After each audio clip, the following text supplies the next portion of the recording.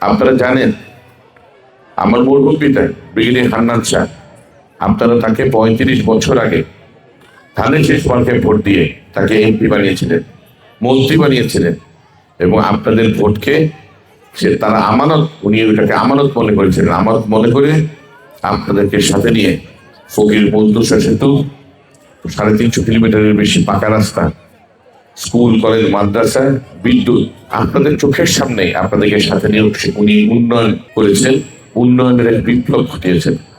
কিন্তু আরো অনেক কাজ বাকি, এবং ওনার অনেক স্বপ্ন ছিল। আমার মরহুম পিতা ব্রিগেডিয়ার হান্নান সাহেব সেই অসমাপ্ত কাজগুলো সম্পন্ন করবার জন্য আপনারা আগামী 12ই ফেব্রুয়ারি দল মত নির্বিশেষে, কে কোন দল সমর্থন করেন, কে ধর্ম বর্ণ নির্বিশেষে সবাই আসেন। কাপাসের উন্নয়নকে মাথায় রেখে আমরা ধানের শেষ মার্কায় ভোট দিয়ে জয়যুক্ত করে আমরা কিন্তু 5ই আগস্টের 2024 পরে জান্নাতের টিকিট বিক্রি করে এমন মানুষের সংখ্যা অনেক দেখতে পাচ্ছে, এই মুনাফিকদের সংখ্যা। তারা আপনাদের কাছে আসে, বলে যে এখানে একটা সই দেন, এই মার্কায় ভোট দেন, এই দলকে সমর্থন করেন, জান্নাত নিশ্চিত। আপনি যেই দলের হন, যেই ধর্মের হন, যেই বর্ণের হন, আমাদের সবার পরিচয় একটা, আমরা কাপাসিয়াবাসী, পরিচয় একটা, আমরা সবাই বাংলাদেশি।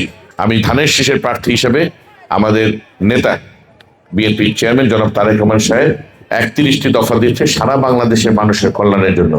কাপাসিয়ার জন্য আমি প্রার্থী হিসেবে 5টি সুস্পষ্ট অঙ্গীকার আমি আপনাদের কাছে করতে চাই। কাপাসিয়াতে কর্মসংস্থানের ব্যবস্থা করা, এই যে আপনার পরিবেশ বান্ধব শিল্পায়নের কথা বললাম, আপনার ছোট ছোট উদ্যোক্তা হবেন, ফলজ বাগান করবেন, পোলট্রি, তারপরে আপনার মাছের চাষ, আরো ছোট ছোট আপনার কারখানা কুটির শিল্প গড়ে তুলে নিজেরা আমরা উদ্যোক্তা হব। কাপাসের অর্থনীতি অনেক ভালো হবে, সেই লক্ষ্যে বিনা জামানতে ঋণ সহ বিভিন্ন ব্যবস্থা গ্রহণ করা হবে। এই সব 5টি অঙ্গীকার আমাকে ধানের শীষ মার্কায় ভোট দিলে আগামী 5 বছরের মধ্যে ইনশাল্লাহ আপনাদেরকে নিয়ে আমি পূরণ করব। ঠিক যেভাবে আমার বাবা, উনি ভোট দিয়ে ওনাকে নির্বাচিত করার পরে উনি আপনাদের চাহিদা পূরণ করেছিলেন।